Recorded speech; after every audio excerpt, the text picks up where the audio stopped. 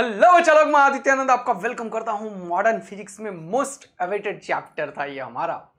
ये बहुत ज्यादा मार्क्स कंटेंट करता है।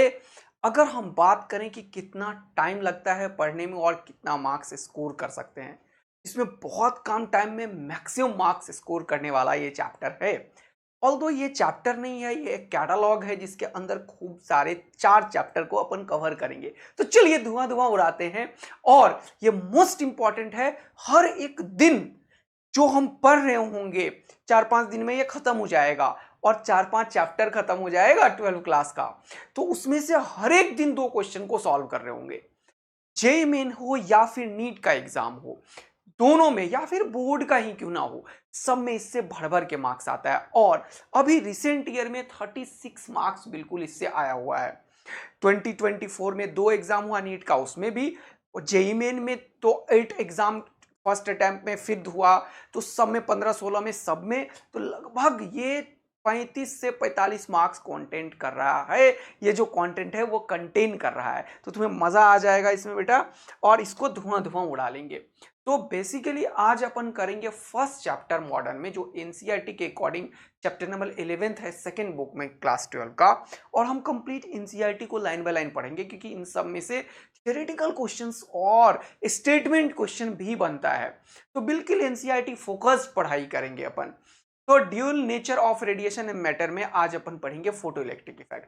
लेकिन बात मैं थोड़ा सा डिटेल करने वाला हूं कि आज का जो एजेंडा है, उस एजेंडा में हमने कंटेन किया है किसको? मॉडर्न को। अब देखो, ये मॉडर्न जो है ना, यह है बहुत पुराना। ठीक है, बहुत पुराना है। 1887 से काम हो रहा है इसका, फोटो इलेक्ट्रिक इफेक्ट का। सोचो, अरे भाई साहब, 1887 से 1987, फिर हो गया आगे अब 27, तो ये 40 साल और आ गए सपोज कर लो। तो कहानी कितना बड़ा है ये, 140 साल पुराना है, लेकिन आज भी ये क्या है? मॉडर्न। तुमने सोचा कभी कि क्यों आज भी ये मॉडर्न है? क्योंकि आज भी हमें बहुत सारा चीज नहीं पता है, स्ट्रक्चर ऑफ एटॉम्स के बारे में, इलेक्ट्रॉन्स के बारे में, और इनके अंदर जो जो टॉपिक पढ़ेंगे उनके बारे में। इसीलिए ये हाईली रिसर्च टॉपिक है, इसीलिए आज भी ये क्या है? मॉडर्न है सर, बहुत ही बढ़िया।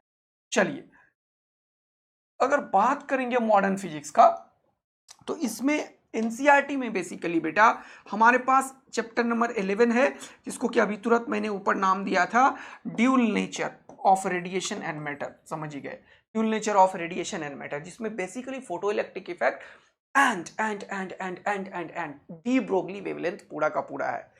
गैविसन जर्मर एक्सपेरिमेंट है एनसीईआरटी में, वो भी करेंगे इसमें कवर। तो 3 टॉपिक कवर अप करेंगे। ठीक है सर, बहुत बढ़िया, सारे न्यूमेरिकल करेंगे। तो इससे जनरली 3 टॉपिक है, 3 क्वेश्चंस बनने के चांसेस है 3 टॉपिक से। इसके बाद दूसरा जो एटॉम्स है, एटॉम्स, इसमें ज्यादा कुछ नहीं है आज के डेट में।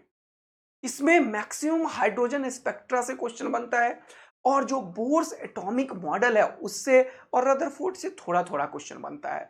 तो ये जो एटॉमिक एटॉम्स है, इसमें जनरली 3 टॉपिक, इसमें भी हम थोड़ा सा और छोटे छोटे सबको कवर करेंगे, तो 3 टॉपिक से 3 क्वेश्चन बनने के चांसेस है। ओके, फिर इसके बाद आता है न्यूक्लियाई। क्या आता है? न्यूक्लियाई। न्यूक्लियाई में सिलेबस रेडियो एक्टिविटी वाला खत्म ही कर दिया, सिर्फ अल्फा बीटा गामा रेडिएशंस के ऊपर क्वेश्चन बनता है। और जो स्ट्रक्चर है किसका? न्यूक्लियस का, एटॉम का नहीं। एटॉम का तो सारा काम यहां करेंगे अपन। न्यूक्लियस का जो रेडियस होता है, उसका जो डेंसिटी होता है, उसके ऊपर क्वेश्चन होता है। मास डिफेक्ट कुछ चीज पढ़ेंगे, उसके ऊपर क्वेश्चन होगा। और रेडिएशन में अल्फा बीटा गामा किस तरीके से रेडिएट करके न्यूक्लियस से डाउटर न्यूक्लिया बनता है, बस उसी से क्वेश्चन होगा। हाफ लाइफ, मीन लाइफ वगैरह हटा दिया गया है। इसमें भी बहुत ढूंढेंगे तो 3 टाइप के क्वेश्चन की पॉसिबिलिटी बनेगी। सेमीकंडक्टर को इसी में रख देते हैं। जनरली मॉडर्न यही तीनों मिलके है, लेकिन सेमीकंडक्टर को भी हम इसी में रख देंगे, जिससे कि हमारा अच्छा खासा टॉपिक और कवर हो जाएगा। सेमीकंडक्टर। अब देखो, सेमीकंडक्टर में क्या है? अब एक और बहुत बड़ा टॉपिक होता था जो ट्रांजिस्टर्स था, उसे भी खत्म कर दिया गया है। तो अब फिर से यहाँ पे बेसिक फंडामेंटल जो कॉन्सेप्ट्स है, जैसे कि किस तरीके से हम सिलिकॉन और जर्मेनियम सेमीकंडक्टर को हम समझेंगे पूरा का पूरा, डोपिंग के कॉन्सेप्ट को समझेंगे। मतलब बेसिक टर्मिनोलॉजी में 3-4 कॉन्सेप्ट्स धीरे धीरे बनता है। तो बेसिक्स में क्वेश्चंस एक तो बनने का चांसेस है। दूसरा, जो डायोड का कंस्ट्रक्शन के ऊपर न्यूमेरिकल होता है और वीआई कैरेक्टरिस्टिक्स के ऊपर वो। तीसरा, टाइप्स ऑफ डायोड के ऊपर थियोरेटिकल क्वेश्चन बनता है।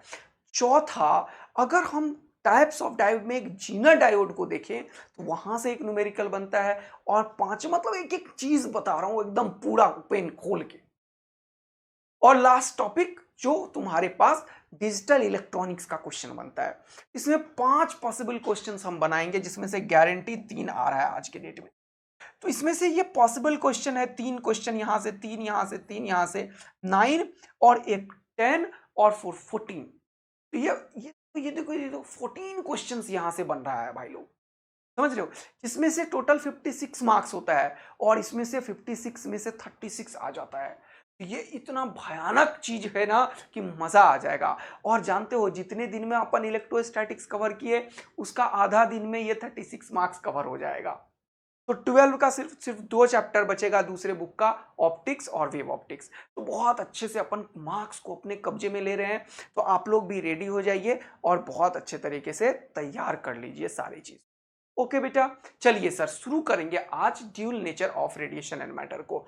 और ये सब इसी के सीक्वेंस में चलता चला जाएगा, ठीक है ना दोस्त। तो ये चारों अब कवर अप करके 36 मार्क्स अपने कब्जे में कर लेंगे। तो जैसा आप लोगों ने बोला और मैंने भी बोला था, इलेक्ट्रोस्टैटिक्स होते होते हो जाएगा। तो अच्छा, इलेक्ट्रोस्टैटिक्स में कैपेसिटर हुआ है, कैपेसिटर शुरू करेंगे। तो वो देखते हैं, अगर आप लोग बोलेंगे तो करंट से काफी लिंक होता है सर्किट, तो करंट पढ़ लेंगे। उसमें से भी भाई साहब 3-4 क्वेश्चन आ ही रहा है लगातार।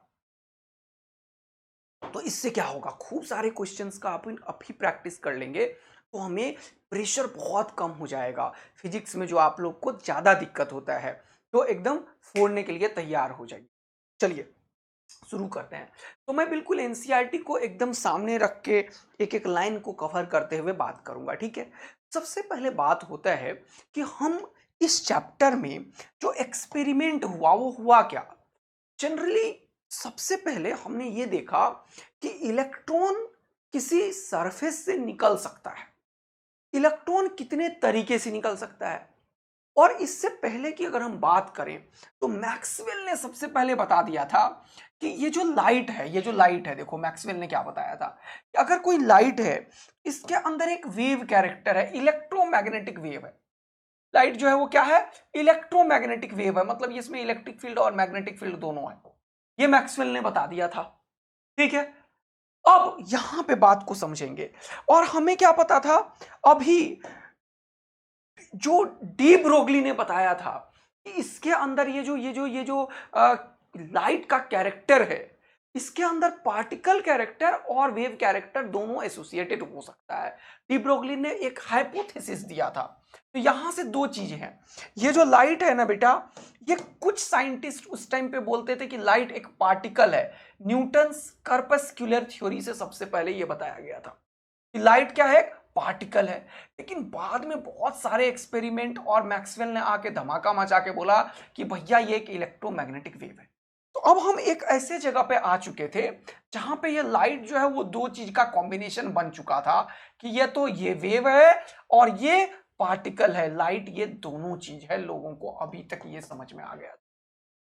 अब कुछ एक्सपेरिमेंट्स जो थे वो पार्टिकल नेचर को एक्सप्लेन करता था और कुछ एक्सपेरिमेंट वेव नेचर को एक्सप्लेन करता था। फॉर एग्जांपल, हमने डिफ्रैक्शन उस टाइम पे देखा था, हमने पोलराइजेशन देखा, ये सारा फिनोमिना जो है, हमने इंटरफेरेंस देखा, ये वेव कैरेक्टर से एक्सप्लेन हो रहा था।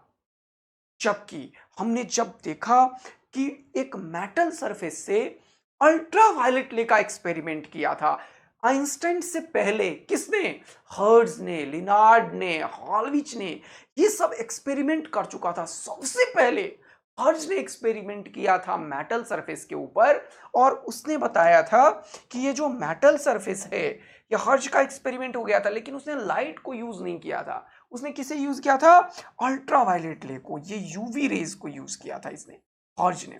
तो हर्ट्ज एक्सपेरिमेंट करके बता दिया था कि कोई फोटो सेंसिटिव मटेरियल जो है उससे अल्ट्रावायलेट रे का अगर हम इंसिडेंट करवाते हैं तो उसके सरफेस से ये इलेक्ट्रॉन इजेक्ट हो जाता है। मतलब सारा खेल इस चैप्टर में इलेक्ट्रॉन इमिशन का है। इसका है इलेक्ट्रॉन इमिशन। सारे लोग किसके ऊपर बचे हुए थे? Electron emission. इलेक्ट्रॉन कैसे हो रहा है, जबकि इलेक्ट्रॉन के एक्सपेरिमेंट के केस में जो मैंने बताया भी था कि हाई वोल्टेज के ऊपर तुमने जब एक्सपेरिमेंट किया था तो कैथोड रेज जो बना था वो एक्चुअल में इलेक्ट्रॉन का एक्सपेरिमेंट था। याद आया? केमिस्ट्री के पहले लेक्चर में बहुत ही अच्छा तरीके से दूसरे लेक्चर में ये सब एक्सप्लेन किया था मैंने। तो high voltage and low pressure के ऊपर जब हमने यहां पे इलेक्ट्रॉन का इमिशन करवाया था एक सरफेस से, हमने देखा था किस तरीके से मटेरियल के अंदर गैसेस हाइड्रोजन्स एंड और आयनाइज हो जाता है और इलेक्ट्रॉन निकाल नहीं सकता है, ठीक है ना। तो वो एक्सपेरिमेंट के बाद अब हम ये देखने की कोशिश कर रहे थे कि इलेक्ट्रॉन क्या किसी सरफेस से निकल सकता है। तो सारा खेल ही इलेक्ट्रॉन इमिशन के ऊपर था। तो उस टाइम पे जनरली 3 तरीके से इलेक्ट्रॉन इमिशन लोगों ने एक्सपेरिमेंटली देखा था। पहला इलेक्ट्रॉन इमिशन लोगों ने देखा था कि थर्मिक इमिशन। पूरा एक एक लाइन एनसीईआरटी कवर करूंगा मैं। क्या देखा था? Thermic emission. थर्मियोनिक इमिशन का क्या मतलब है? जैसे ये मेटल सरफेस है, इसको हीट कर दिया। क्या कर दिया? हीट कर दिया। तो इसमें से इलेक्ट्रॉन इजेक्ट हो जाएगा। क्यों? क्योंकि ये जो मेटल सरफेस है इसका की कुछ एक एनर्जी है। जैसे हम लोगों का अपने घर में बैठे रहने का एक एनर्जी होता है, वैसे ही इस मेटल सरफेस का एक एनर्जी होता है। तो उसको हम वर्क फंक्शन के नाम से अभी समझने वाले हैं। अगर उससे ज्यादा एनर्जी इस इलेक्ट्रॉन को मिल गया तो इलेक्ट्रॉन अपना घर छोड़ के बाहर निकल जाता है। इसको बोलते हैं थर्मिक इमिशन। तो अब इलेक्ट्रॉन इमिशन में लोग ये एक्सपेरिमेंटली देख चुके थे कि मेटल सरफेस को अगर खूब सारा एनर्जी दिया जाए तो इलेक्ट्रॉन इजेक्ट हो जाता है। ये बात लोगों को क्लियर पिक्चर आ गया था समझ में। फिर एक और चीज लोगों को समझ में आ गया था। क्या सर? क्या क्या क्या क्या क्या? Field emission. फील्ड इमिशन क्या होता है वो देखो। फील्ड इमिशन, फील्ड इमिशन क्या है वो देखो। फील्ड इमिशन का मतलब है कि कोई भी अगर मेटल सरफेस है, इसके अंदर फ्री इलेक्ट्रॉन्स है और हमने क्या किया, इसके अंदर हाई इलेक्ट्रिक फील्ड पैदा कर दिया। ये इलेक्ट्रॉन्स को इंडिकेट कर रहा हूं मैं।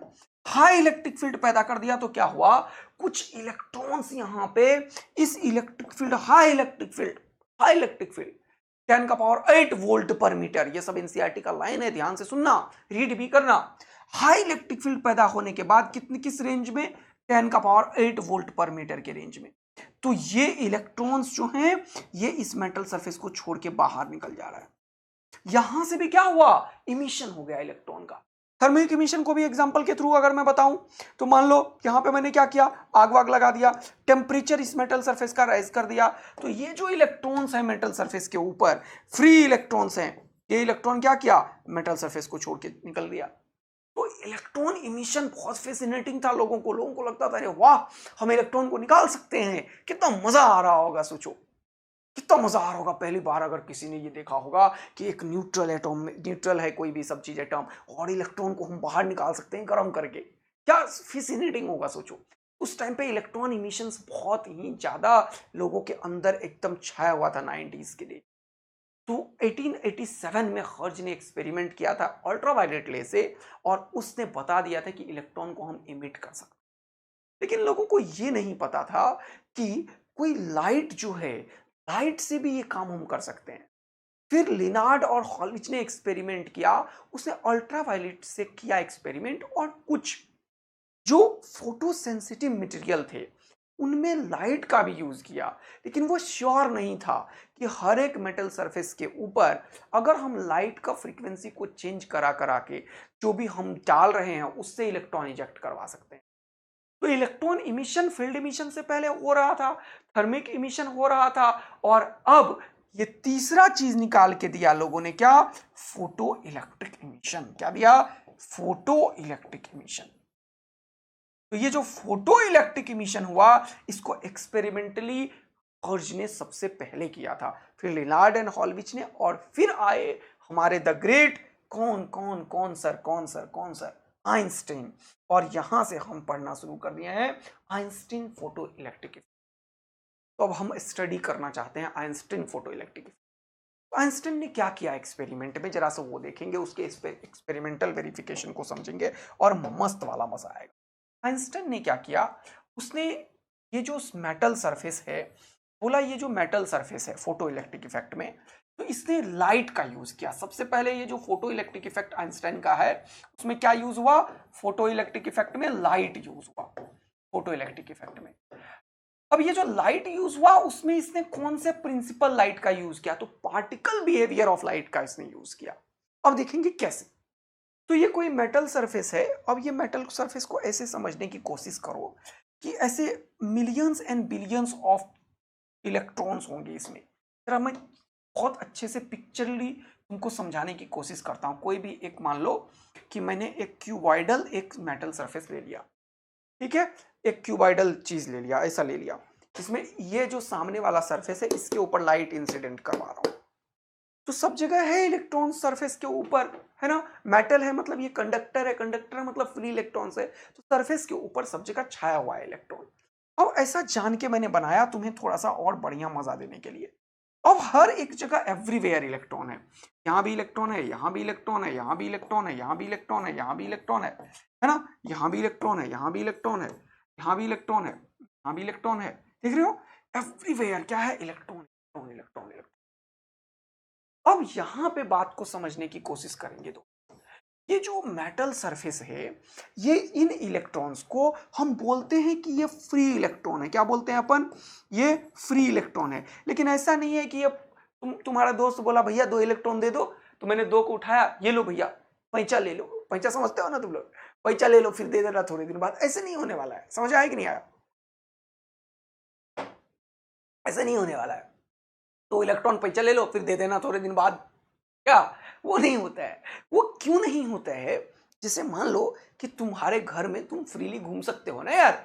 तुम एक रूम जा सकते हो, तुम वॉशरूम जा सकते हो, तुम बालकनी में जाके बहुत बढ़िया दुनियादारी देख सकते हो। लेकिन रात के 3 बजे अगर तुम्हें अपने घर से बाहर जाना है, तो पक्का तुम्हें अंदर से आएगा, अरे भैया मम्मी पापा को बिना बताए गए तो निपट जाएंगे। वो जो चीज है मम्मी पापा को जो बिना बताए गए, उसी को हमने नाम दिया है इस मेटल के लिए वर्क फंक्शन। वो एक एनर्जी है। अगर सामने घर के उससे ज्यादा खतरनाक एनर्जी वाला कोई आ जाए या आ जाए, तो हो जाएगा भैया। तब तो सोचो कि कोई बात नहीं है, थोड़ा सा चुपके से जाके देखते हैं। तो ये मेटल सरफेस में भी बिल्कुल एकदम ऐसा ही कहानी होता है।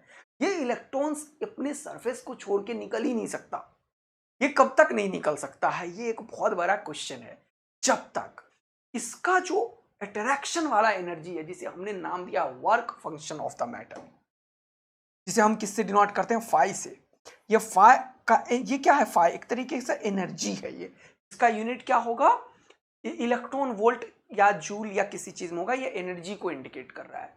इससे ज्यादा एनर्जी मैं इंसिडेंट करवा दूं। अब क्वेश्चन ये है कि मैंने इससे ज्यादा एनर्जी का एक कोई भी क्या किया, लाइट रे को इंसिडेंस करवाया, ऐसे लाइट रे को इंसिडेंस करवाया ऐसे। ठीक है ना दोस्त, समझते जा रहे हो ना? थोड़ा सा अच्छा बनाने की कोशिश। हाँ ठीक है, ऐसे इंसिडेंस करवाया, और तीसरा ऐसे भी इंसिडेंस करवा दिया। ये 3 लाइट रेज मैंने दिया, मान लो ऐसे। ये जो तीनों लाइट रेज है, इनके पास एनर्जी ई है, और that energy E is greater than the work function of the matter.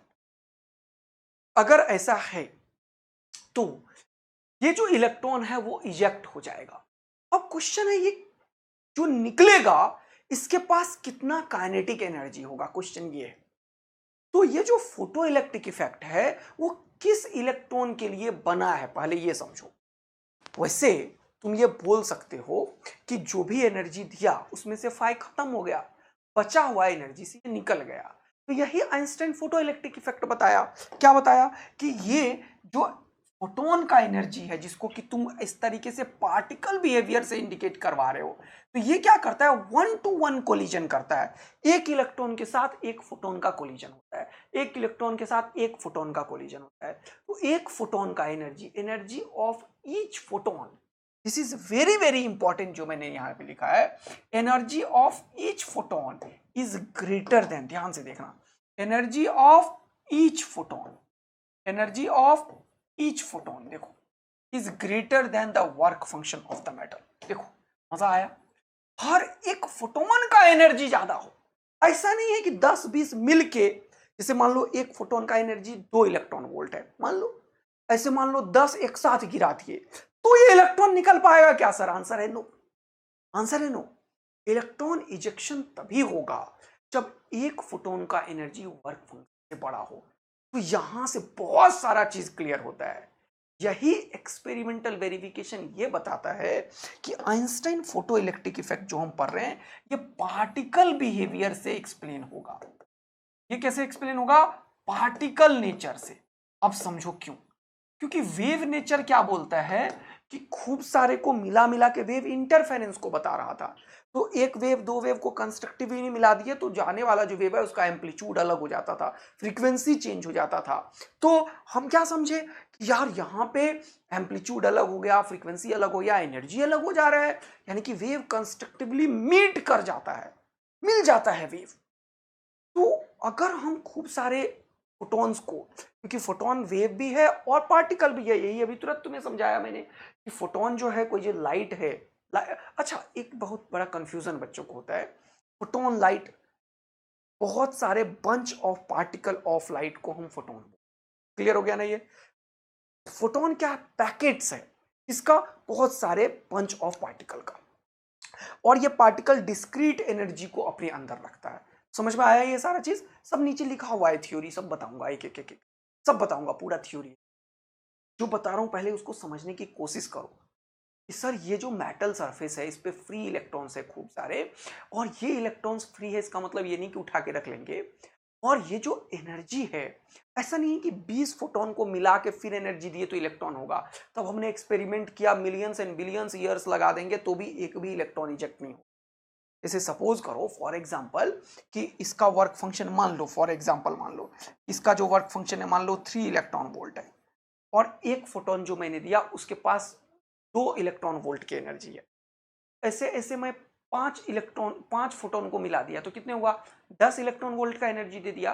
तो 10 इलेक्ट्रॉन वोल्ट का एनर्जी दिया, 3 यहां गया, तो बाकी बचे हुए एनर्जी से ये निकल सकता था, लेकिन ऐसा नहीं हुआ, एक्सपेरिमेंट में ये नहीं मिला। ये बता रहा है कि ये जो फोटो इलेक्ट्रिक इमिशन का फिनोमिना है ये वेव नेचर से एक्सप्लेन नहीं हो सकता है, क्योंकि वेव में बहुत सारा मिलके एक बना के एनर्जी दे देता था, लेकिन ये जो इलेक्ट्रॉन का इजेक्शन है ये पार्टिकल नेचर को बता रहा है, क्योंकि 1-to-1 कोलिजन हो रहा था। क्योंकि एक, ये सब कैसे बोल रहा हूं मैं, एक्सपेरिमेंटल वेरिफिकेशन है ये। एक फोटोन का एनर्जी जब तक इस मेटल के वर्क फंक्शन से ज्यादा ना, हमें पता होता है कि किस मेटल का कितना वर्क फंक्शन है, हमने ये निकाला हुआ है एक्सपेरिमेंटली, ये भी इसका भी हमारे एनसीईआरटी में टेबल दिया हुआ है, क्या याद करेंगे? नहीं। तो इस एक फोटोन का एनर्जी इस वर्क फंक्शन से ज्यादा होगा तो इलेक्ट्रॉन इजेक्ट हो जाएगा सर, क्लियर हुआ? तो यहां से अब क्वेश्चन है कि अगर मैं इस वाले इलेक्ट्रॉन को एनर्जी दिया तो ये वाला इलेक्ट्रॉन निकल सकता है ना? थोड़ा और इलेक्ट्रॉन बनाता हूं मैं, इसको दिया ये निकल सकता है, इसको दिया ये निकल सकता है। अब 2-3 तरीके का पॉसिबिलिटी जनरेट होता है कि हमने जो एनर्जी दिया वो ज्यादा है 5 से तो इलेक्ट्रॉन का इजेक्शन होगा, हमारा एनर्जी अगर कम है तो कोई भी इलेक्ट्रॉन इजेक्ट नहीं हो पाएगा।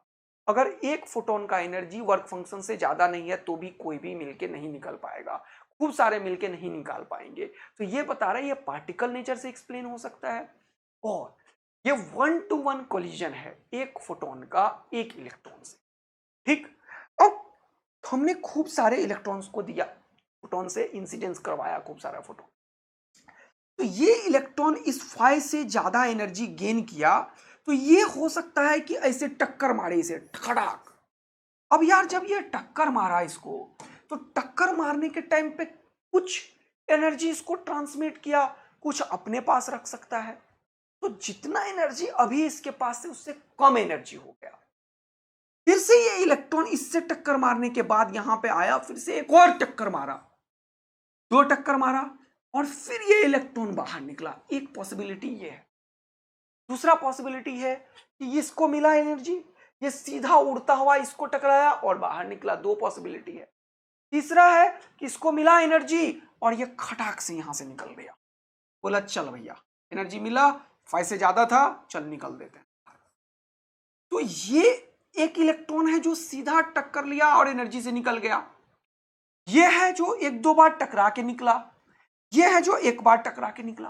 तो अब क्वेश्चन मेरा ये है कि ये जो हम आइंस्टाइन फोटो इलेक्ट्रिक इफेक्ट लिखते हैं कि जो भी एनर्जी दिया हमने, जो एनर्जी ऑफ ईच फोटोन दिया है वो वर्क फंक्शन में गया फाई में, और जो बचा हुआ एनर्जी है वो कहां गया, वो काइनेटिक एनर्जी। अब क्वेश्चन ये है कि ये जो काइनेटिक एनर्जी है वो कैसा काइनेटिक एनर्जी हो सकता है। क्या मतलब सर, दोबारा से बताइए। मैं ये जानना चाहता हूं तुमसे कि ये काइनेटिक एनर्जी किस इलेक्ट्रॉन का है। क्या ये 1 नंबर वाले इलेक्ट्रॉन का है, क्या ये 2 नंबर वाले का है, क्या ये 3 नंबर वाले का है, किसका है वो काइनेटिक।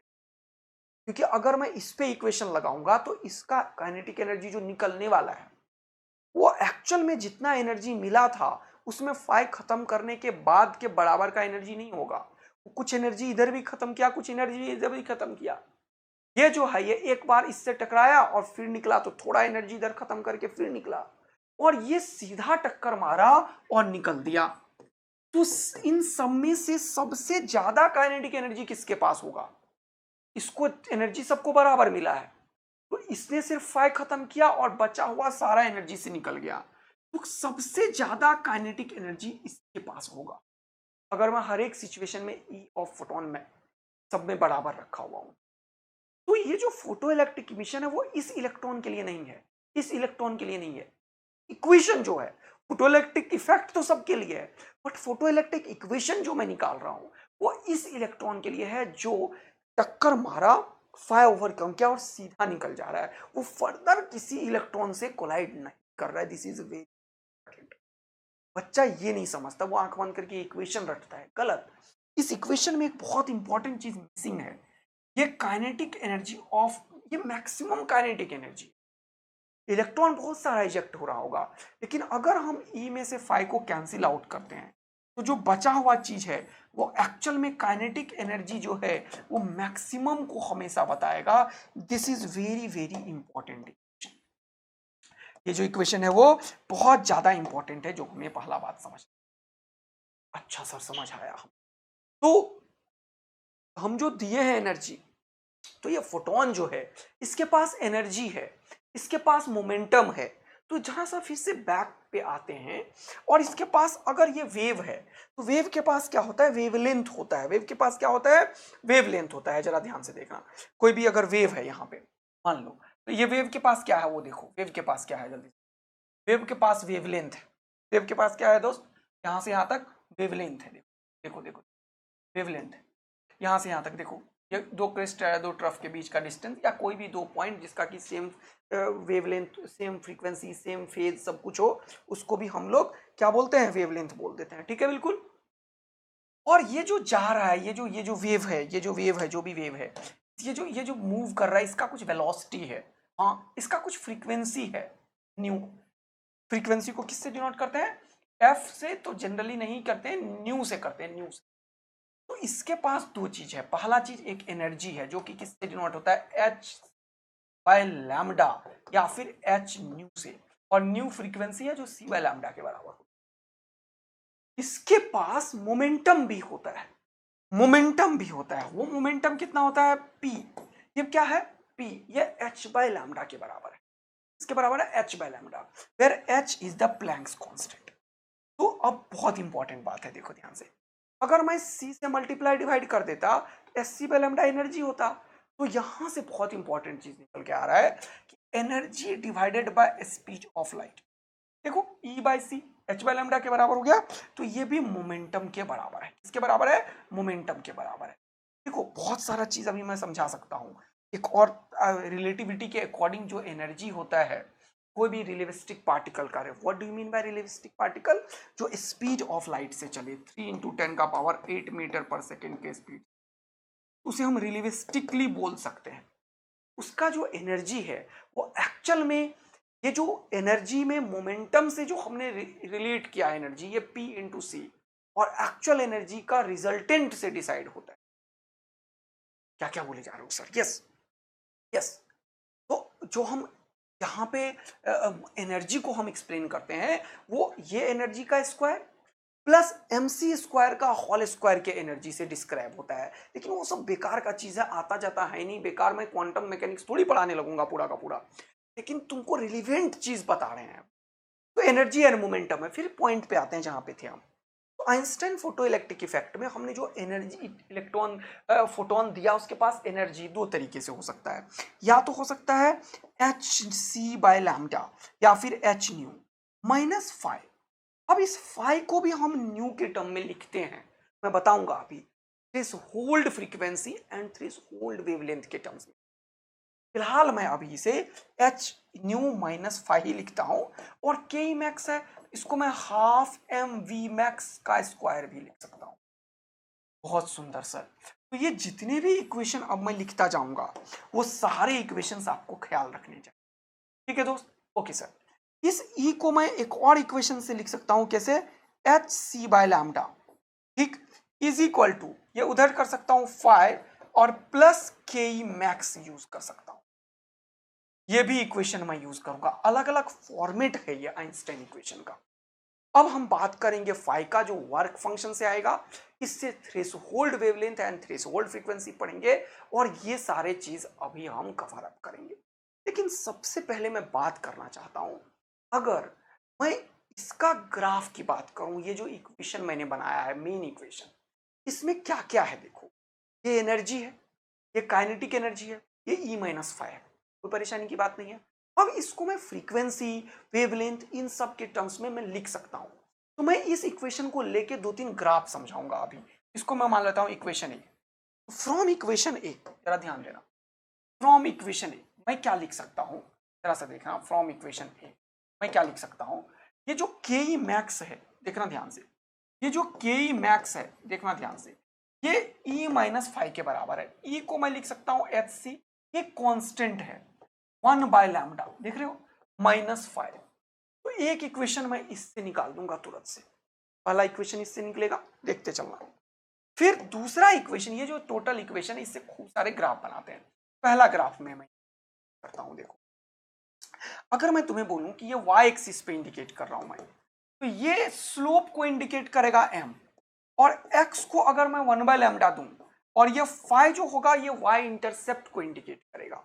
तो देखो इस फॉर्मेट ये बेस्ड है। तो अगर मैं ग्राफ बनाने की कोशिश करूं, किसका ग्राफ बना रहे हो सर, ये मैंने बनाया ग्राफ मैक्सिमम काइनेटिक एनर्जी के E max versus 1 by lambda का ग्राफ अगर बनाऊं, देखो, तो तुम बोलोगे कि 1 बाय लैम्डा एक्स को इंडिकेट कर रहा है, तो ये निगेटिव y इंटरसेप्ट हो जाता है, क्योंकि इस इक्वेशन को मैंने खूब सिखाया, y is equal to M X plus C. तो यहां पे ये जो चीज आपने लिखा है ना सर फाई, ये एक्चुअल में c को इंडिकेट कर रहा है, जो y इंटरसेप्ट होता है। क्या होता है, y इंटरसेप्ट। इंटरसेप्ट क्या होता है दोस्त, ओरिजिन से कितनी दूरी पे कोई कट किया है। तो ओरिजिन से ये कितनी दूरी पे कट किया, ये बताओ। निगेटिव में है, तो ये निगेटिव में कट किया, ऐसा मैंने लिखा। देखो अच्छे से सीखने की कोशिश करो, समझने की कोशिश करो, बड़ा अच्छा अच्छा चीज समझा रहा हूं। ये एक ग्राफ बना, इसमें कि मैं ये बोल सकता हूं ये कोई एक सिंगल मेटल सरफेस है। हर एक मेटल सरफेस का वर्क फंक्शन डिफरेंट डिफरेंट होगा। अगर पहला मेटल लिया तो पहला फाई लिखूंगा, दूसरा लिया तो दूसरा लिखूंगा। तो ये इक्वेशन एक्चुअल में y is equal to M X plus C से बन गया, क्योंकि यहाँ पे ये जो फाई है, अगर मैं इसको लिखूं फाई वन, तो मैं इसको लिखूंगा मेटल वन, तो मैं इसको लिख देता हूं फाई वन, सपोज करो। दूसरा अगर कोई मेटल को मैं यूज करूंगा, तो लेकिन एनर्जी जो दिया उसका तो वही रखा है मैंने, वेवलेंथ, तो फाई चेंज होगा। लेकिन स्लोप, स्लोप क्या होता है जल्दी से बताओ, ये जो एंगल बना रहा है इसको हम स्लोप बोलते हैं, positive direction of x axis से एंटी क्लॉकवाइज डायरेक्शन में। ये जो स्लोप है इस लाइन का, वो किससे इंडिकेट हो रहा है, एच सी से। ये जो थीटा लिखा, इसका टेन थीटा को मैं लिख सकता हूं एच सी। अब देखो कितना मजा दिला रहा हूं मैं तो ये सारा चीज अपने दिमाग में, जहन में बिठा के रखना। एच सी लिखने में दिक्कत हो रही है मुझे, थोड़ा सा छोटा करो, हाँ, और कलर चेंज कर दो। देखो ये स्लोप है, तो कभी अगर टेन थीटा यहां से निकालो या ये छोटकी ट्रायंगल से निकालो, वो एच सी के बराबर है। कोई प्लैंक्स कांस्टेंट का एक्सपेरिमेंटल वैल्यू पूछ सकता है, क्योंकि एक्सपेरिमेंटल वैल्यूज भी, एक्सपेरिमेंटल सिलेबस भी ऐड हुआ है इसमें। तो ये टेन थीटा जो होगा वो पी बाय बी को इंडिकेट करेगा। और इधर से हम ये जो ग्राफ है, ये maximum kinetic energy versus 1 by lambda का ग्राफ बना है पहले मेटल के। सपोज करो कोई दूसरा मेटल है, तो उसके लिए ये फाई का वैल्यू यही होगा। देखो कितना इंपॉर्टेंट लाइन है, ये जो है ये पैरेलल लाइंस होंगे, और क्योंकि ये दूसरा मेटल है तो इसका थीटा वही होगा। क्यों सर? क्योंकि ये एच सी है, ये एच प्लैंक्स कांस्टेंट है, सी स्पीड ऑफ लाइट है, ये 6.67 इंटू 10 का पावर -34 जूल सेकेंड है, ये 3 इंटू 10 का पावर 8 मीटर पर सेकेंड है, दोनों कांस्टेंट है। देख रहे हो ना? तो ये एंगल कांस्टेंट हो जाएगा, और ये φ1 और φ2 से हम इंडिकेट करेंगे। बहुत बढ़िया सर, बहुत शानदार। तो एक ग्राफ हमने बहुत ही बेसिक, ठीक है दोस्त। अच्छा सर, दूसरा ग्राफ देखो, तो यहीं से अब दूसरा ग्राफ बना रहा हूं मैं, यहां से देखना ऐसे, पहला दूसरा। अब देखो इसको मैं, इक्वेशन को मैं यूज कर सकता हूं कैसे? मैं फाई को, ये जो 1/λ है, इसको मैं फ्रीक्वेंसी भी तो लिख सकता हूं। Yes, H new. तो के मैक्स वर्सेस न्यू का भी ग्राफ हो सकता है। हाँ सर, के मैक्स जो है वो किसके बराबर हो जाएगा? जल्दी से देखो, ये एच न्यू माइनस फाइव, इसका भी ग्राफ बना सकते हो तुम। हाँ सर बिल्कुल, ये भी y is equal to M X plus C को ही, जहां पे ग्राफ इस बार किसके रिस्पेक्ट बन रहा है? फ्रीक्वेंसी पे। देखो न्यू फ्रीक्वेंसी पे। और ये भी ग्राफ कैसा बनेगा? ऐसे ही स्ट्रेट लाइंस ग्राफ बनेंगे। क्या ये बात समझ में आया? ये कोई भी एंगल है, लेट इट बी θ1। तो यहां पे इस बार जो tan θ1 लिखोगे वो क्या लिखोगे मैं जानना चाहता हूं। इस बार स्लोप ये है सर, सिर्फ h है। अगर ये के मैक्स, बहुत इंपॉर्टेंट है, अगर ये के मैक्स वर्सेस का ग्राफ है, tan थीटा प्लैंक्स कांस्टेंट को करेगा। अगर ये के मैक्स वर्सेस 1/λ का ग्राफ है, तो ये जो एंगल होगा स्लोप वो h को इंडिकेट करेगा। देखो क्लियर पिक्चर आया दिमाग में अब तुम लोगों का। और ये y is equal to M X plus C से मैंने ये, अब इसको थोड़ा और इलेबोरेट करते हैं थोड़ा, और समझने की कोशिश करते हैं इस फाई को। ये फाई बहुत इंपॉर्टेंट चीज है। तो कॉन्सेप्ट ऑफ फाई में डेवलप करता हूं, जिसको हमने नाम दिया है क्या? Work function. क्या नाम दिया है? Work function. क्या नाम दिया है? Work function. तो हमने अभी तक काफी चीज समझ लिया है, तो अब हम दो चीज को और समझेंगे। क्या क्या समझेंगे? जल्दी से समझने की कोशिश करते हैं। एक वर्क फंक्शन को समझेंगे पूरा अच्छे से, और दूसरा हम समझेंगे थ्रेशोल्ड वेवलेंथ। अब ये थ्रेशोल्ड वेवलेंथ एक्चुअल में ये वर्क फंक्शन से ही निकल के आया है, फाई से। तो हमने मेटल सरफेस का हमें क्या निकालना है अभी तुरंत? हमें ये फाई के बारे में बात करना है, वर्क फंक्शन। तो एक्चुअल में वर्क फंक्शन होता क्या है पहले समझो। कोई भी मेटल सरफेस है, ओके सर, कोई भी मेटल सरफेस है, इसमें किसी एक इलेक्ट्रॉन को निकालना है। लेकिन ये इलेक्ट्रॉन निकलता है अगर, तो कुछ एनर्जी लेने के बाद निकलता है। सपोज करो कि मैंने जो एनर्जी दिया वो एनर्जी बिल्कुल फाई के बराबर हो जाए, सपोज करो फाई के बराबर हो जाए, तो क्या होगा? इस कॉन्सेप्ट को थोड़ा समझने की कोशिश करो, ठीक है? ओके सर, अगर जो भी एनर्जी मैंने दिया इस मेटल सरफेस को, वो एनर्जी यदि फाई के बराबर हो जाए तो क्या होगा? तो क्वेश्चन है क्या इलेक्ट्रॉन इजेक्ट होगा या नहीं होगा? तो सिंपल सा बात है, ऐसे केस में हम बोलेंगे कि यस, इलेक्ट्रॉन मेटल सरफेस को लूज कर देगा। बट जब ये लूज करेगा, इसके पास कोई भी काइनेटिक एनर्जी नहीं, तो हम बोलेंगे इसका जो काइनेटिक एनर्जी है वो जीरो है, जीरो। के पास कोई भी काइनेटिक एनर्जी नहीं होता ऐसे। तो जब गिवन एनर्जी इस वर्क फंक्शन के बराबर हो जाता है, उस टाइम पे काइनेटिक एनर्जी जीरो होता है। ये बहुत इंपॉर्टेंट बात। तो वर्क फंक्शन एक्चुअल में क्या है? यह मिनिमम एनर्जी रिक्वायर्ड, देखो ध्यान से, minimum energy required to pull the electron from the material. अब मटेरियल से दिया, और मिनिमम एनर्जी, इसका मतलब एनर्जी और कहीं नहीं जाना चाहिए, यानी कि जब क्या हुआ एनर्जी फाई के बराबर हो जाए, तो हम बोलते हैं वैसे केस में ये जो फाई है, ये जो फाई है, वो जो फाई है, वो जो दिया हुआ एनर्जी है, उस एनर्जी का जो वेवलेंथ होगा, जब E is equal to phi होता है, तब के जो होता है, के मैक्स या के मीन, कुछ भी, वो जीरो होता है।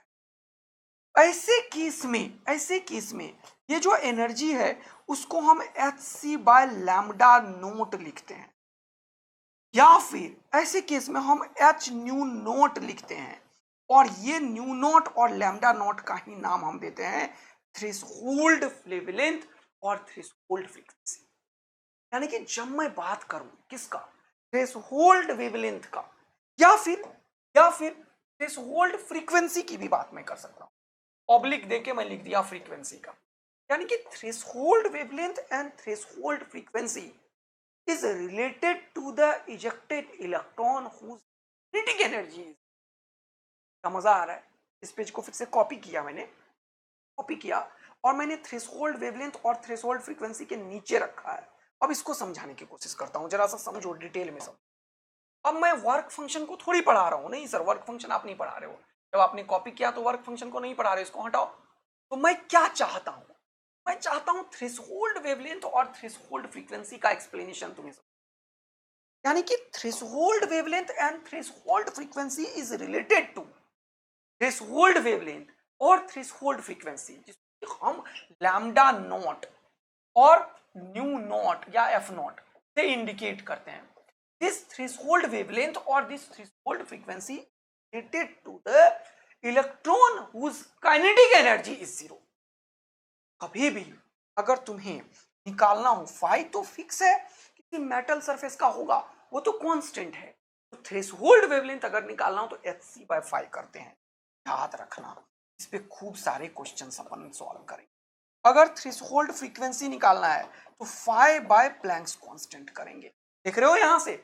हाँ सर, φ/प्लैंक्स कांस्टेंट से थ्रेशोल्ड फ्रीक्वेंसी पता चलेगा। Yes sir. और यहां से थ्रेशोल्ड वेवलेंथ पता चलेगा। यस सर, बहुत शानदार। तो क्या बचवा एंड बचवी लोग अपने दिमाग में ये चीज सेट कर लिए हो तो जल्दी से बता दो। यस सर, एकदम मस्त।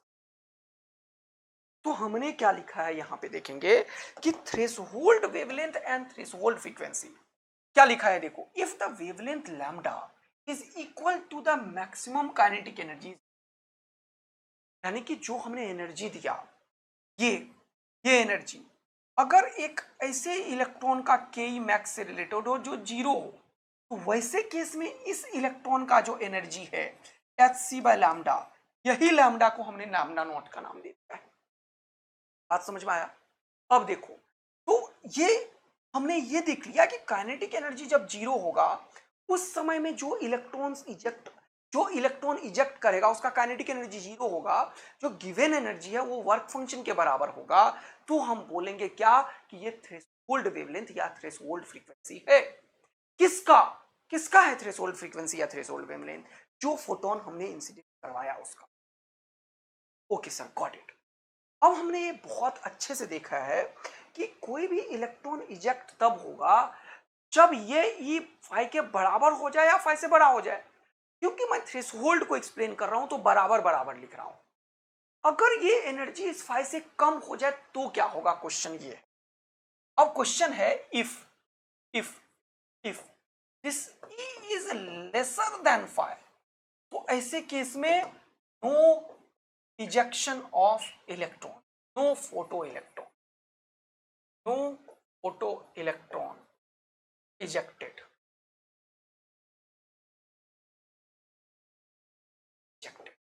एक पहला इंपॉर्टेंट बात कि अगर एक फोटोन का एनर्जी, ये एनर्जी जो है वो ईच फोटोन का है, ये ऑलवेज ध्यान रखना, ईच फोटोन का।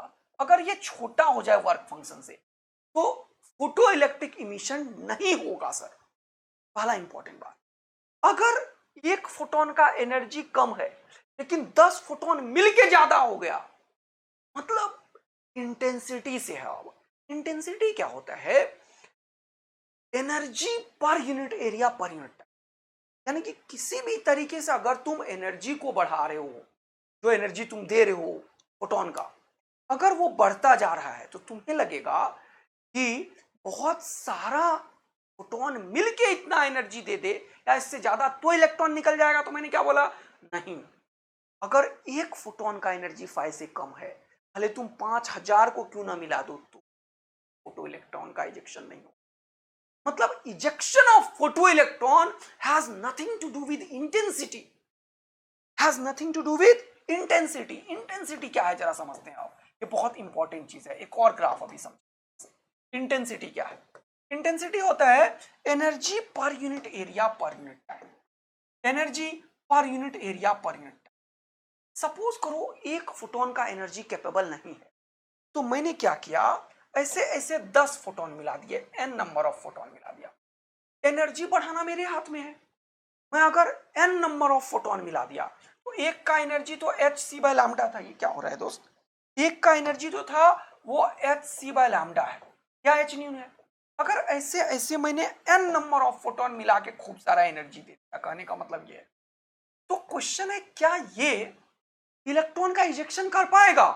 अगर एक फोटोन का एनर्जी फाइ से कम है, अगर एक फोटोन का, ईच फोटोन का एनर्जी फाइ से कम है ना, फाइ से कम है, तो क्वेश्चन है क्या अगर मैं इंटेंसिटी बढ़ाया, मतलब एनर्जी बढ़ा दिया, तो क्या अब इलेक्ट्रॉन निकल पाएगा? तो क्वेश्चन है नहीं। ऐसे केस में फिर से इजेक्शन नहीं होगा, no ejection, no photo electric emission. ऐसे केस में क्या होगा, photo electric emission does not take. देख लो, photo electric emission doesn't takes place. यानी कि एक बहुत इंपॉर्टेंट कॉन्सेप्ट की तरफ हम बढ़ रहे हैं। इंटेंसिटी अगर एक फोटोन का फाइ कम है तो इंटेंसिटी कितना भी बढ़ाते जाएंगे हमारा इजेक्शन नहीं होगा। लेकिन एक बहुत इंपॉर्टेंट कॉन्सेप्ट फिर से आ रहा है। अगर एक फोटोन का एनर्जी, एक फोटोन का energy, energy of each photon ज्यादा है फाइ से, तो फोटो इलेक्ट्रिक इमिशन होगा। और ऐसे केस में अगर मैं इंटेंसिटी बढ़ाने लगा तो क्या होगा, क्वेश्चन ये है। तो ऐसे केस में अगर इंटेंसिटी बढ़ाया तो इसका एक्चुअल मतलब क्या है वो समझो। पहले ये जो मेटल सरफेस था, जरा ध्यान से देखना, कॉन्सेंट्रेशन हाई करना, ये मेटल सरफेस था, मान इलेक्ट्रॉन्स थे। अगर मेरे पास कोई आई इंटेंसिटी है पहले और मैंने इंटेंसिटी बढ़ाया, इसका मतलब क्या है, मैं पहले 10 इलेक्ट्रॉन्स, 10 फोटोन दे रहा था या 3 दे रहा था, मान लेते हैं 3 दे रहा, ये पहले दे रहा था 3, अब आई बढ़ाया, इसका मतलब 3 से 4 कर दिया, फिर 3 से 5 कर दिया, इस तरीके से 3 से 5 कर दिया। लेकिन क्योंकि फोटोन एक का अगर फाइ ज्यादा है, तब अगर इंटेंसिटी बढ़ा रहे हो तो फोटो करंट बढ़ना। फोटो करंट का मतलब क्या हुआ सर, कि जितना इलेक्ट्रॉन यहां से निकलना शुरू होगा, अगर उसको हम किसी तार से कनेक्ट करेंगे, अभी करेंगे एक्सपेरिमेंटल वेरिफिकेशन, तब फोटो करंट का बात समझ में आएगा। तो अभी इसको होल्ड पे डालते हैं। अगर ई एक फोटोन का फाइ से ज्यादा है, तब of course ejection of photo emission होगा। यहां पे इलेक्ट्रॉन दौड़ेगा, निकलेगा, कोई दिक्कत की बात नहीं है सर। और इवन पहले 3-4 निकल रहा था, अब जितना फोटोन दोगे उतना निकलेगा, क्योंकि ने एनर्जी बढ़ाया नंबर ऑफ फोटोन्स को बढ़ा के। लेकिन ये केस तब पॉसिबल है जब एक फोटोन का एनर्जी, तभी तभी इंटेंसिटी फोटो इलेक्ट्रॉन के प्रोपोर्शनल होने लगता है। कि मैं जस्ट अभी ग्राफ सिखा रहा था, तो अभी मैंने फोटो करंट क्या होता है, फोटो करंट अभी मैं समझाने वाला हूं। तो ये प्रोपोर्शनल होता है, जैसे जैसे तुमने 4 लाइट दिया तो 4 निकला, 20 निकाला तो 20 निकला, और नंबर ऑफ इलेक्ट्रॉन के कॉरस्पॉन्डिंग करंट होता है। तो ये मैं बताऊंगा, फोटो करंट वर्सेस इंटेंसिटी का ग्राफ है। ये किसका ग्राफ है, फोटो करंट वर्सेस इंटेंसिटी का।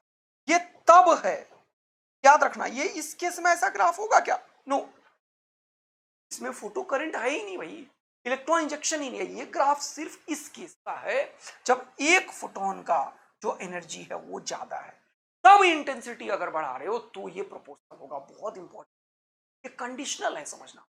और ये क्या है, एक अगर कम है तो ये नहीं निकाल पाएगा, photo electric emission doesn't take place. Yes sir, बहुत ही बढ़िया तरीके से चीजों। तो मैं फिर से यहां पे आता हूं, यही लिखा है मैंने यही लाइन लिखा हुआ है यहाँ पे। क्या लिखा हुआ है, पढ़ो, पहले ये पढ़ो।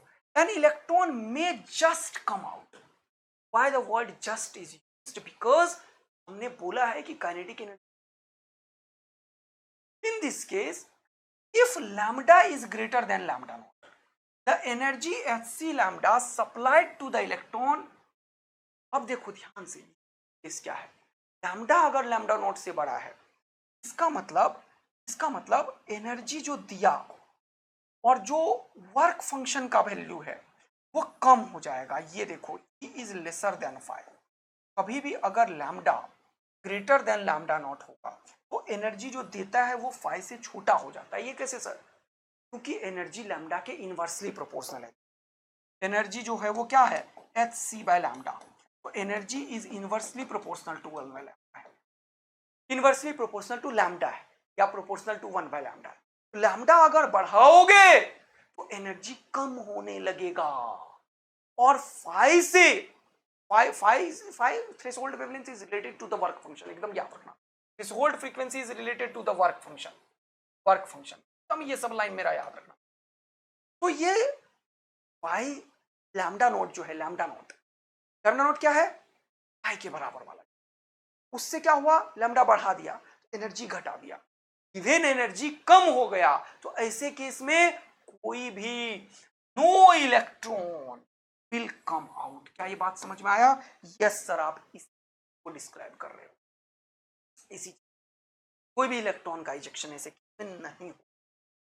अब thus the photoelectric effect takes place only if lambda is lesser than lambda। आया बात समझ में?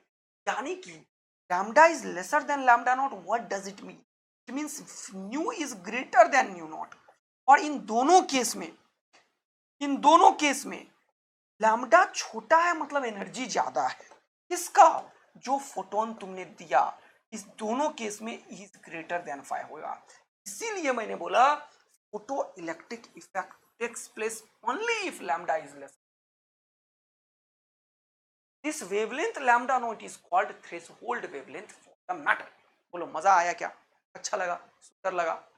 बोलो बोलो बोलो। यार कहानी चल रहा है जीवन में। बहुत ही प्यार से 2-3 आया। पहला थ्रेशोल्ड वेवलेंथ एक्सप्लेन किया, बहुत ही अच्छे से तुम्हारे दिमाग में सेट किया और इससे बहुत बढ़िया चीज बताया। कब रिएक्शन होगा, इंटेंसिटी का इफेक्ट क्या है उसको भी हमने समझा। और ये जो फोटो करंट है इसको एक्सपेरिमेंटल स्टडी से समझेंगे। ठीक है दोस्त? ओके सर, बहुत बढ़िया। अब हमारे पास इक्वेशंस आ गया है। कौन सा इक्वेशन? कि हमारे पास इक्वेशन है, जो भी एनर्जी दिया वो दो जगह गया। एक वर्क फंक्शन में गया और दूसरा कहां पे गया? जल्दी से बता दो। कहां पे गया? Kinetic energy maximum. और कोई भी इलेक्ट्रॉन तब होगा जब उसके वर्क फंक्शन ज्यादा हो। अब इतना जो पढ़े हैं इसके ऊपर क्वेश्चन सॉल्व करेंगे पहले, फिर इसका एक्सपेरिमेंटल स्टडी। चलिए शुरू करते हैं क्वेश्चंस का भरपूर प्रैक्टिस। ओके सर, तो ये अब मैं थोड़ा सा एक और चीज बता दूंगा, थोड़ा सा समरी भी बता। तो समरी एंड ऑल जो भी इक्वेशंस वगैरह पढ़ाया ये सब अब सेट कर दूंगा मैं थोड़ा नोट्स से, लेकिन इससे पहले अपन पहले क्वेश्चंस करते हैं। चलो आ जाओ, पहला क्वेश्चन पढ़ो। इस क्वेश्चन को पॉज करके फिर सॉल्व करना। क्वेश्चन है, बोल रहा है light of frequency 1.5 times the threshold. मान लो थ्रेशोल्ड फ्रीक्वेंसी न्यू नॉट है, तो लाइट का जो फ्रीक्वेंसी है मतलब लाइट का जो एनर्जी होगा 1.5 एच न्यू नॉट हो जाएगा। बोलो हाँ। जबकि फाई का वैल्यू कितना होगा? H nu. क्या इसमें कोई दिक्कत आया क्या? क्योंकि threshold frequency is related to the work function. Yes, तो बोल रहा है light of frequency 1.5 times the threshold. Threshold nu not है, ये 1.5 न्यू नॉट हो गया। एनर्जी क्या होता है? H new. वर्क फंक्शन क्या होगा? H nu not. और एनर्जी जो फोटोन का होगा 1.5 टाइम्स एच। पंखा कुछ नहीं चल रहा है। Okay, is incident on the photo sensitive material. बहुत बढ़िया। बोल रहा है अगर इस वर्क फंक्शन से ज्यादा एनर्जी दे दिया, इस केस में क्वेश्चन में क्या है? पहले केस में क्या है क्वेश्चन में? जल्दी बताओ। इज ग्रेटर देन 5, इजेक्शन होगा, इलेक्ट्रॉन इजेक्ट करेगा। बोलो हाँ है ना? बोलो हाँ है ना? क्या होगा? Electron will eject. कोई प्रॉब्लम नहीं है इस केस में? No sir, no problem. ऐसे केस में क्या होगा? Electron will eject. बोलो बात समझ में आ रही है दोस्त? एकदम मजा आ रहा है, सीख रहे हो? यस सर, आपने अभी तुरंत बताया है दिया हुआ एनर्जी वर्क फंक्शन से बड़ा हो तो electron. Now the question is what will be the photo electric current. Photo electric current तब होगा जब इलेक्ट्रॉन इजेक्ट होगा। अगर इलेक्ट्रॉन इजेक्ट ही नहीं हुआ तो करंट किस बात का भैया, चार्ज ही नहीं घूमेगा तो I बराबर क्यू बाई टी होता है एक्चुअल में। तो क्यू ही आई एन, ये जो करंट है, करंट क्या होता है क्यू बाई टी, और क्यू क्या होता है एन इंटू, यही पढ़ा है। इलेक्ट्रॉन जब तक नहीं मिलेगा तब तक करंट किस बात का, बोलो हाँ है ना। बोल रहा है what will be the photo electric current, मतलब it is related to the ejection of the electron if the frequency is halved and intensity is doubled. जैसे ही तुमने फ्रीक्वेंसी आधा किया तो न्यू नॉट से आधा किया तो ये न्यू नॉट बाई टू हो गया, energy H nu not by two हो गया, given energy which is lesser than the phi. It has nothing to do with the intensity. अब तुम इंटेंसिटी डबल करो या 5000 गुना कर दो, इससे क्या ही फर्क पड़ेगा sir, he is lesser than phi, no ejection of the electron, electron doesn't eject. Ejection, electron जो होगा वो इजेक्शन होगा ही नहीं, इलेक्ट्रॉन निकलेगा ही नहीं। इलेक्ट्रॉन यहां से निकलना बंद कर दिया तो क्या बोल रहा है, करंट क्या होगा, इलेक्ट्रॉन जब इजेक्ट ही नहीं होगा तो करंट किस, यही अभी तुरंत पढ़ाया मैंने। अगर फ्रीक्वेंसी जो है ये बहुत बहुत इंपॉर्टेंट लाइन बोल रहा था, energy of each photon is lesser than the fire whatever be the intensity doesn't matter, photo electric emission doesn't. यही चीज आया बात समझ में। एक फोटोन का एनर्जी सर इस बार क्या है, कम हो चुका है, तो इंटेंसिटी 50 गुना कर दो या 1000 गुना फर्क ही नहीं पड़ेगा। हमारा आंसर क्या होगा, what will be the photo electric current is zero, क्योंकि इलेक्ट्रॉन इजेक्ट ही नहीं किया। क्लियर हुआ। अगला क्वेश्चन पढ़िए, पॉज करके क्वेश्चन, सारे क्वेश्चंस जेईई में कोई भी कॉम्पिटिटिव एग्जाम में कभी भी आ सकता है, ध्यान रखना, बोर्ड में भी ये बहुत इंपॉर्टेंट है क्योंकि पूरा NCERT cover. According to the Einstein photoelectric equation, the graph between kinetic energy of the photo electrons ejected and the frequency, अभी तुरंत बढ़ाया, फ्रीक्वेंसी और 1/λ दोनों का ग्राफ स्ट्रेट लाइन। अब कैसा स्ट्रेट लाइन होगा, नीचे वाला तो था नहीं, बीच से पास करने वाला था नहीं, अरे अभी तुरंत तो ऊपर में समझाया ना। हाँ सर ये तो रहा ग्राफ जो आपने बताया था, ये रहा काइनेटिक एनर्जी वर्सेस 1/λ हो या फ्रीक्वेंसी हो, स्ट्रेट लाइन। लेकिन इसका ये वाई इंटरसेप्ट निगेटिव है तो नीचे की तरफ कट होना चाहिए सर। तो ये देखो नीचे की तरफ कट कौन कर रहा है वो समझो, नीचे की तरफ कौन कट करेगा, ये करेगा क्या, ये तो ऊपर कट कर रहा है सर, इसीलिए ये खत्म है। और इसको जब तुम बढ़ाओगे थोड़ा सा तब तुम्हें दिख जाएगा, ये बनाया नहीं है लेकिन ये तुम्हें समझ में आया, काइनेटिक एनर्जी। मजा आया, यस सर। अगला क्वेश्चन देखते हैं। ये देखो क्वेश्चन इतनी बार आया है, 2023 में आया, सेम क्वेश्चन मैं तुम्हारे होमवर्क के लिए लाया हूं यहाँ पे, 2005 में आया, अभी जेईई मेन में आया, खूब आया, ही करना, सेम क्वेश्चन है। ये पढ़ो क्वेश्चन को, बोल रहा है the work function of the caesium, potassium and sodium are, ये वर्क फंक्शन है, फाई का वैल्यू है, इलेक्ट्रॉन वोल्ट एनर्जी का यूनिट होता है, ध्यान रखना। इफ इंसिडेंट इलेक्ट्रोमैग्नेटिक रेडिएशन जो हमने एनर्जी दिया, इसका एनर्जी जो है वो कितना है 2.2 जी, ये एनर्जी 2.2 जी इलेक्ट्रॉन वोल्ट। अभी मैंने क्या बताया, बोला which of these photo sensitive surface में इमिट, ये तब इमिट करेगा जब E इज ग्रेटर देन 5 हो जाएगा, यही समझाया है मैंने तुम्हें। हाँ सर, तो इसका E ज्यादा होना चाहिए 5 से, ये 2.2 जो है ये 2.14 है, यानी कि 2.4 CS का है, यानी कि CS से इजेक्ट हो जाएगा, ये कम है ना। ये 2.30 ज्यादा है, यानी कि K से नहीं होगा। ये 2.75 2.20 से ज्यादा है, यानी कि ये नहीं होगा। यानी कि फोटो सेंसिटिव सरफेस ये तीनों है, लेकिन इस पर्टिकुलर केस में जब गिवन एनर्जी हमारा एक फोटोन का इसके 5 से ज्यादा होना चाहिए या बराबर पे जीरो काइनेटिक एनर्जी निकलता, तो सिर्फ इस CS से निकलेगा और किसी सिर्फ CS ओनली से निकल पाएगा, क्योंकि इजेक्शन तब होता है जब E ग्रेटर देन 5 होता है, तभी इलेक्ट्रॉन इजेक्ट होता है। बोलो यही तो समझाया तभी से। और E ग्रेटर देन 5 सिर्फ एक केस है, 0.4 से ये 2.2 ये कम है, ये नहीं है। मजा आया। सिमिलर क्वेश्चन अटेम्प्ट मारना, ऐसा ही क्वेश्चन एक और करा रहा हूं। यहां पे एक बढ़िया चीज है कि फोटो इलेक्ट्रॉन्स का जो वेवलेंथ दिया है वो दिया है। तो अब एक कॉन्सेप्ट तुम्हें मैं समझा देता हूं, होमवर्क छोड़ो बता ही देता हूं।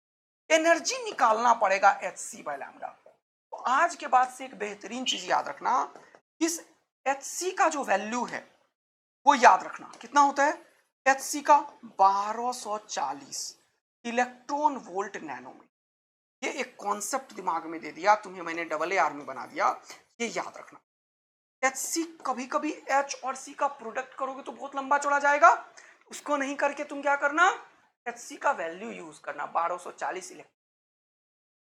ओके दोस्त, इस बार एनर्जी तुम्हें निकालना पड़ेगा और फिर देखना पड़ेगा किससे ज्यादा और कम है। और डालोगे तो जरूर इसका आंसर मुझे बताना। ये अब होमवर्क दिया मैंने, एनर्जी इस बार निकालना पड़ेगा। ओके, कमेंट करके जरूर बताना। तुम लोग कमेंट करके आंसर नहीं बताते हो, 2 ही 4 लोग बता। चलो अगला क्वेश्चन देख, फिर देखो 2019 में पूछा, बोल रहा work function of the photosensitive is 4 electron volt, pi का वैल्यू। बोल रहा है the longest wavelength of the light. अब ये जो कोई भी चीज है, कोई भी मेटल सरफेस है, वेवलेंथ बढ़ाने से एनर्जी घटता है, यही बताया मैंने। यानी ये क्या बोल रहा है समझना, बोल रहा है वेवलेंथ सबसे बड़ा करो यानी कि एनर्जी सबसे कम करो। कब तक, that can cause photon emission from the substance. अब फोटोन का इमिशन भैया इसे कराना है, लेकिन वेवलेंथ सबसे बड़ा रखना है। यानी कि ये कौन सा केस होगा, जब तक, यानी कि इमिशन तब तक होगा जब E ग्रेटर देन 5 है, लेकिन इक्वल टू 5 पे भी ये निकल जाएगा, ध्यान रखना। अगर मैं सिंपली बोलूं इलेक्ट्रॉन इजेक्ट हुआ है, इक्वल टू 5 पे भी तो इजेक्ट हो रहा है विद जीरो काइनेटिक। क्या हो रहा है, with zero kinetic, with kinetic energy जो है वो जीरो है। यानी कि इस पर्टिकुलर केस में जब E इक्वल टू 5 हो जाएगा, E इक्वल टू 5 हो जाएगा, ऐसे केस में लैम्डा मैक्सिमम होगा, न्यू मिनिमम होगा। बोलो मजा आया। तो कभी बोले अगर मिनिमम फ्रीक्वेंसी बताओ जिससे फोटोन इमिशन हो जाए, तो भी बराबर 5 ही करेंगे। मैक्सिमम वेवलेंथ बताओ जिससे ये निकल जाए, तब भी बराबर 5 ही करेंगे। आया और zero kinetic energy just eject हो जाए, तब भी 5। यानी कि y का वैल्यू क्वेश्चन वालों ने दे रखा है 4 इलेक्ट्रॉन वोल्ट, और इसको किसके बराबर करेंगे, एनर्जी के बराबर करेंगे। एनर्जी किसका, जो दिया तुमने कोई भी इसके ऊपर इलेक्ट्रॉन्स को निकालने के लिए, इसका एनर्जी कितना होता है, एच सी बाय लैम्डा। तो यही पूछा है, वेवलेंथ बताओ, तो this phi is equal to E is equal to H C by lambda. तो हमें ये लैम्डा निकालना है इसी केस में। अगर इसी क्वेश्चन में पूछता बताओ इस होल्ड वेवलेंथ क्या है, भी आंसर यही, देख रहे हो, सीख रहे हो ना। तो ये लैम्डा अगर इधर आया तो ये हो जाएगा H C divided by 4। H C का वैल्यू हो जाएगा 1240 इलेक्ट्रॉन वोल्ट नैनोमीटर। नैनोमीटर होता है 10 का पावर -9, और ये 4 इलेक्ट्रॉन वोल्ट। तो ये देखो क्वेश्चन बढ़िया, इलेक्ट्रॉन वोल्ट से इलेक्ट्रॉन वोल्ट खत्म हो गया। एच सी का वैल्यू 1240 1242 कुछ भी कर लेते हैं। तो 4 से 4 3 जा 12 हो गया, 4 1 जा 4, 310 नैनोमीटर का हो गया। देखो किधर है, ये रहा आंसर। इतना मजा आया, अप्रोक्सीमेट 310 नैनोमीटर, क्योंकि मैंने एचसी का वैल्यू अप्रोक्सीमेट। क्वेश्चन जितना पढ़ा रहा हूं उतना समझते जा रहे हो, पक्का। अगला क्वेश्चन पढ़ो जरा सा, बोल रहा है a photo sensitive metallic surface has work function 5 is h nu naught if photons of energy 2h nu naught E दे दिया यहाँ पे falls on this surface, the electrons come out with the maximum velocity for v max t।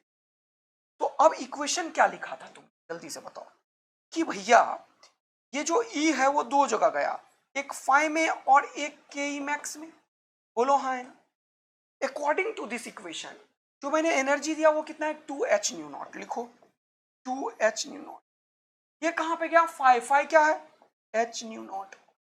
और k max को अब हमें लिखना पड़ेगा half m v1 max का होल स्क्वायर। पहले बारे का ये वाला इक्वेशन है, ये इक्वेशन 1 मान लिया मैंने। बोलो मजा आया क्या, हाँ सर। फिर बोल रहा है when अब V1 मैक्स पता है मुझे 4 इंटू 10 का पावर 6 मीटर पर सेकेंड, यूज कर लेंगे जब यूज करना होगा। बोल रहा है when the photon energy is increase to 5h, यानी कि ये देने वाला एनर्जी अब सेकेंड केस में क्या हो गया, सेकेंड केस में क्या हो गया 5h न्यून। तो अब क्या हुआ वो देखो, then maximum velocity of the photo electrons भी। तो अब इसको थोड़ा सा गेम कर देते हैं अपन। जब ये 5h न्यू नॉट दिया तो 5 का वैल्यू तो फिक्स होता है, वही मेटल है। तो हमसे क्या पूछा, हाफ एम वी मैक्स का होल स्क्वायर, हमसे ये V2 मैक्स पूछा, ये निकालना है। एक काम करते हैं, इसको और इसको लेफ्ट में रखते हैं, ये उधर गया ये उधर गया, इन दोनों को सॉल्व कर लेते हैं। चलो सॉल्व करो जल्दी से फटाफट से। तो यहां से मैं लिखूंगा हाफ एम V1 मैक्स का whole square is equal to 2h nu naught minus h nu naught, कितना हुआ बेटा h न्यू नॉट, अरे दो में से एक गया, कितना बचा h nu not. This is equation 1 मानो। 5h न्यू नॉट में से h न्यू नॉट गया, कितना बचा 4h न्यू नॉट। और ये 4h न्यू नॉट जो है इसको इक्वेशन 2 मानो, और लेफ्ट साइड में क्या लिखोगे, हाफ एम। ये m किसका होगा बताओ तो, इलेक्ट्रॉन।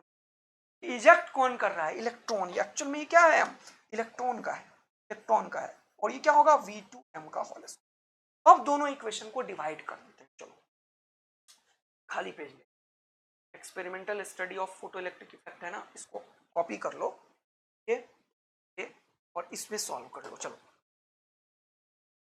है ना, एक्सपेरिमेंटल वेरिफिकेशन भी करेंगे क्या सर, हैं आ जाओ तो सॉल्व करो। अब क्या है, ये दोनों को डिवाइड करते हैं, डिवाइडिंग इक्वेशन 1 है, डिवाइडिंग इक्वेशन 1 क्या हो जाएगा वो देखो, क्या हो जाएगा वो देखो। अगर दोनों को डिवाइड किया तो हाफ एम दोनों का खत्म हो जाएगा, है ना। डिवाइडिंग इक्वेशन 2 एंड 1 करो, 1 एंड 2 मत करो, 1 एंड 2 मत करो, क्या करो 2 एंड 1 करो। क्यों सर, ये क्या फायदा होने वाला है, अभी तुरंत आपने क्या देख लिया है सर, ये देखो अभी बताता हूं। 2 को 1 से डिवाइड, तो 2 को 1 से डिवाइड करोगे तो ये हाफ एम ही खत्म। V2m का होल स्क्वायर बाय V1m का होल स्क्वायर, ये एक इसके नीचे आ जाएगा। तो ये 4h nu naught by h nu naught हो जाएगा। देखो ध्यान से, V2m का होल स्क्वायर बाय V1m का होल स्क्वायर, दोनों में स्क्वायर था तो इसी का स्क्वायर कर दिया, is equal to 4h nu naught by h nu naught. ये दोनों जाएगा खुपाच खुपाच, तो बचा क्या 4।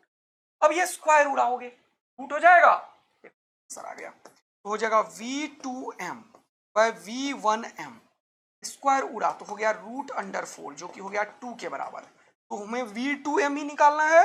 सेकेंड केस का मैक्सिमम वेलोसिटी ये क्या हो गया, twice of V1m, V1m।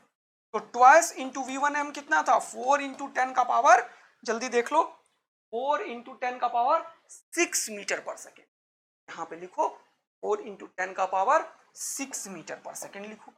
Answer क्या हो गया, 4 टू 8 इंटू 10 का पावर 6। क्या तुम्हें मजा आया सारे क्वेश्चन करके, वेराइटीज समझ में आया। अब अपन दूसरे वेराइटीज के ऊपर कवर अप करेंगे। आंसर क्या है, 8 इंटू 10 का पावर 6 ध्यान रखना, और 8 इंटू 10 का पावर 5, हर बार मत गड़बड़ करना, ये हो जाएगा आंसर। अब अपन पढ़ने वाले हैं experimental study of photo electric effect. तो इसको अभी होल्ड पे डालते हैं, पहले 2-3 चीज। अब थोड़ा समराइज करता हूं मैंने अभी तक क्या पढ़ाया है, वो थोड़ा समराइज कर, क्योंकि ये बहुत। और दूसरा एक और चीज करूंगा मैं, क्या, ये जो आइंस्टाइन फोटो इलेक्ट्रिक इफेक्ट है उसके स्टेटमेंट को अब मैं ऊपर। तो आइंस्टाइन फोटो इलेक्ट्रिक इफेक्ट जो है वो एक्सप्लेन हुआ है, can't explain by wave theory, तो it is explained by the particle theory. तो किसने एक्सप्लेन किया, पार्टिकल थ्योरी, यही हमने पढ़ा है, पार्टिकल नेचर से एक्सप्लेन हुआ है ये लाइट का।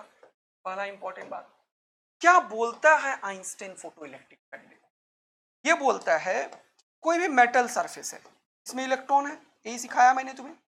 बोल रहा है when light of sufficiently low wavelength, low wavelength word क्यों यूज किया गया है, देखो जब लैम्डा कम होता है तो एनर्जी ज्यादा होता है और फाई को ओवरकम कर सकता है, इसीलिए वर्ड यूज कर रहा है लो वेवलेंथ, देख रहे हो।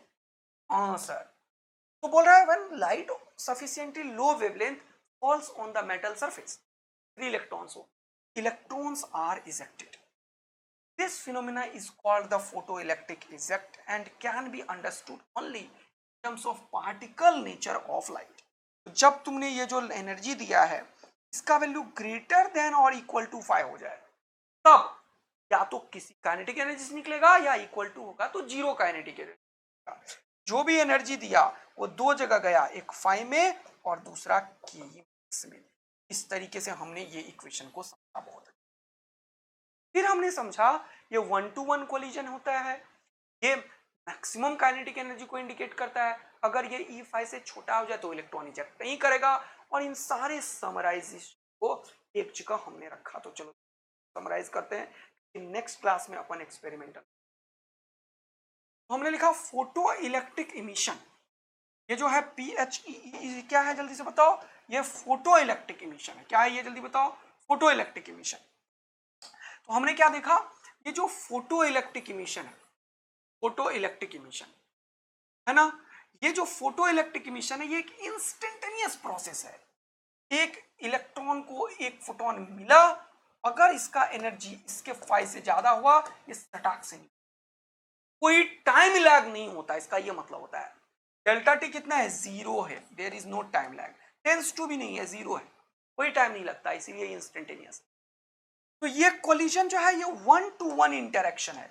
इसका मतलब एक इलेक्ट्रॉन एक फोटोन से निकल पाएगा, खूब सारे फोटोन मिलके एक इलेक्ट्रॉन को नहीं निकाल। ये तब होगा जब एक एनर्जी ऑफ ईच फोटोन, बहुत इंपॉर्टेंट बात, energy of each photon greater than equal to 5। और ग्रेटर देन के केस में क्या होगा जल्दी से बताओ? ग्रेटर देन के केस में क्या होगा? इस केस में इलेक्ट्रॉन इजेक्ट होगा। ग्रेटर देन में इक्वल टू में क्या होगा? Zero kinetic energy. उसको हम बोलते हैं स्टॉपिंग पोटेंशियल। ये मैं एक्सप्लेन करूंगा और ये एक्सपेरिमेंटल वेरिफिकेशन से समझ आएगा, ये अभी नहीं समझ आएगा, तुमको स्टार्ट कर। हमने ये देखा के max of the emitted electron is E-5 और इसको हमने समझ लिया। ये नहीं समझा इसलिए ठीक। इन सारे चीजों को हमने बहुत ही अच्छे से आज समझा है।